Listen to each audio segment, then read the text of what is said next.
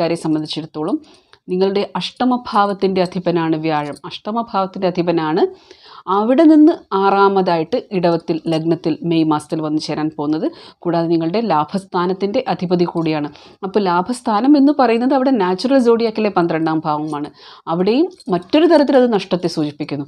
അതുകൊണ്ട് ഇവിടെ ആരോഗ്യ നഷ്ടം എന്നൊരു കാര്യത്തിന്, അതായത് പെട്ടെന്നുണ്ടാകുന്നൊരു കാര്യം, ഒരു അസുഖമായിരിക്കില്ല, കുറേ നാളുകളായിട്ട്, അതായത് ഒരു ഓട്ടോ ഇമ്മ്യൂൺ ഡിസോർഡർ പോലെ, ഒരു ഹോർമോണൽ ഇംബാലൻസ് പോലെ, ഇതൊന്നും പെട്ടെന്നുണ്ടാകുന്നതല്ല. കാലക്രമേണ നമ്മുടെ ജീവിതശൈലിയും നമ്മുടെ മാനസികാരോഗ്യത്തിനും ഒക്കെ അനുസരിച്ചിട്ടാണ് പലതും വന്നു ചേരുന്നത്. അപ്പോൾ അങ്ങനെ ഒരു രോഗത്തിൻ്റെ തുടക്കം ആയിട്ട് മാറാനും മെയ് മാസം തൊട്ട്.